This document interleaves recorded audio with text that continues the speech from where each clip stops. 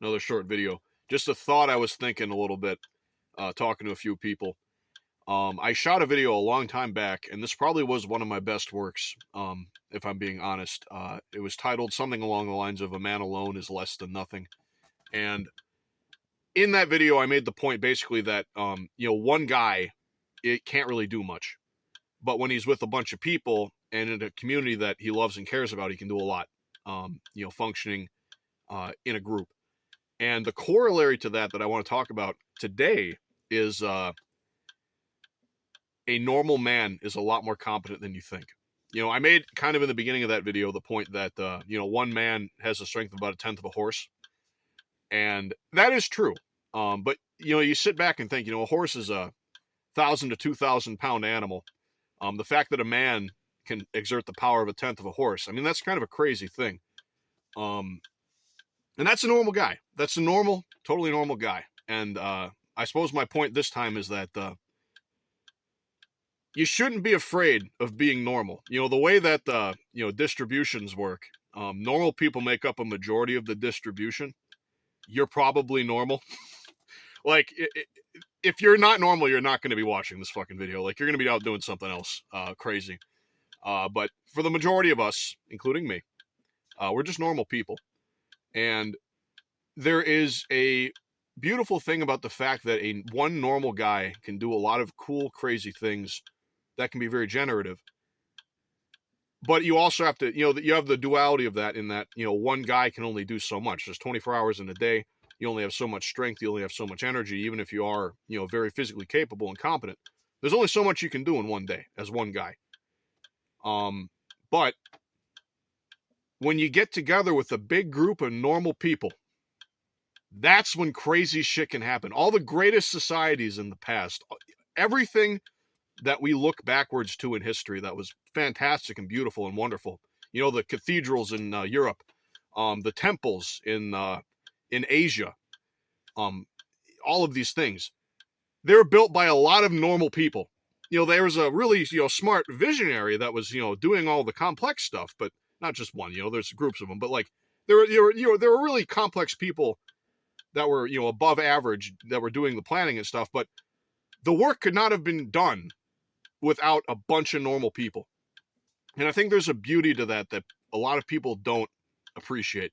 You hear, and I can appreciate this sentiment because back when I worked in computers, I felt this way. The whole idea of a cog in the machine, like, you don't want to be a cog in the machine, do you? You don't just want to be some kind of worker bee now, do you? And if you hate what you do and you're working for a corrupt system that sucks, it's probably true. But you shouldn't write off the idea of like cooperating with other people entirely because you don't want to be a cog in a machine. No matter where you're at, you're going to be a cog in some kind of machine because you cannot be an island. You can't. And it's better if you have a say in what machine you're going to be a cog in than to just go off and pretend you're some kind of rugged individual and get fit into a machine against your will, because that will happen to you, whether you like it or not. So in that regard, I think it's important to consider the beauty and the amazing aspect of what it is to just be a normal person. Most of us are normal, and normal people are capable of quite a lot. And I see this sentiment expressed not just on the internet. I see it expressed in like real life too. No one wants to be normal. Most people are normal, but everyone doesn't want to be normal. It's like, I'm not like other girls. I'm 52. No, you don't, you want to, everyone wants to have some kind of, crazy thing or, crazy, like a sticking point. They want to be super smart. They want to be super wealthy, super attractive, whatever. People desire to be more than normal, but I don't understand why. Like, if you just, you don't have to be the best person ever. You don't have to be everything. If you just get good with people, other normal people, you don't have to be with people that are excellent either, but it is nice. If you just get together with a bunch of normal people, you'll all kind of fill in the skill sets that you don't have. You'll compensate for each other's lack of, knowledge, strength, distinction. whatever whatever an individual is lacking, if you come together in a group, it will be compensated for. And that allows for a normal person like you and me to specialize in a field to a depth that allows them to be functionally useful. You know, I've kind of become a jack of all trades since I came here, and I have mixed opinions about that. But you know, something I think I'm getting a lot better at, for example, is carpentry. And in order to get better at that, I've had to sacrifice a lot of other things. You know, I don't know a lot about metalworking or masonry or things like that.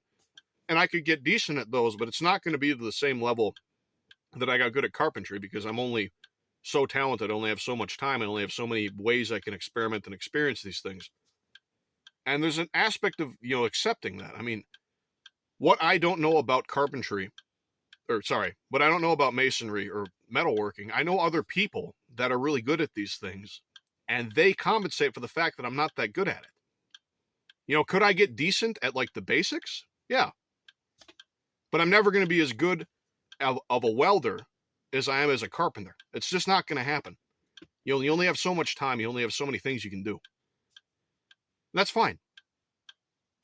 As long as you have other people that you love and care about that are good at these things. A lot of normal people together can do a lot of crazy things. I mean, like I said, just think about the past. A lot of normal people, less educated than you, did some crazy shit, man. It's unbelievable. I had another point I wanted to make. What was it? I suppose even in the business world, I was thinking about this too. So, before I came here, I was a computer programmer. Most people watching this know that. And I am not the best computer programmer in the world. I'm okay. I'd say I'm decent. You know, I got far in the field and I was capable enough to do some really high profile projects and shit. But I know a lot of people that are much better programmers than me. A lot of them have not made nearly as much money as I have. They haven't done the things that I've done, and they haven't like had the experiences and opportunities I've had. And I think part of that is because I'm very normal in that regard. I'm a normal programmer. I'm not like super smart or super advanced or like super amazing at any one particular thing. I guess I'm decent at C, but like I'd say I'm okay, sort of good at C. But I think I only ever wrote one C program for work, and it was like inconsequential. So I think my ability to communicate successfully or more effectively than a lot of other people in that business, and general likability, and you know, being able to explain things to people like you know, common people. I shouldn't say common people because I'm a common person. Lay people when it comes to computer programming. My ability to explain these things to them made me a more fit candidate that people wanted to hire more than people that were better at the job, people that were better programmers objectively than me. And a lot of things in life are like that. You don't have to be the best at any one thing. Sometimes sometimes being the best is the worst thing you can do, because you become so specialized, you become so honed in that you got the blinders on. You don't see everything around you. Sometimes, a lot of times, most of the time, being normal is what you need. Have a good day.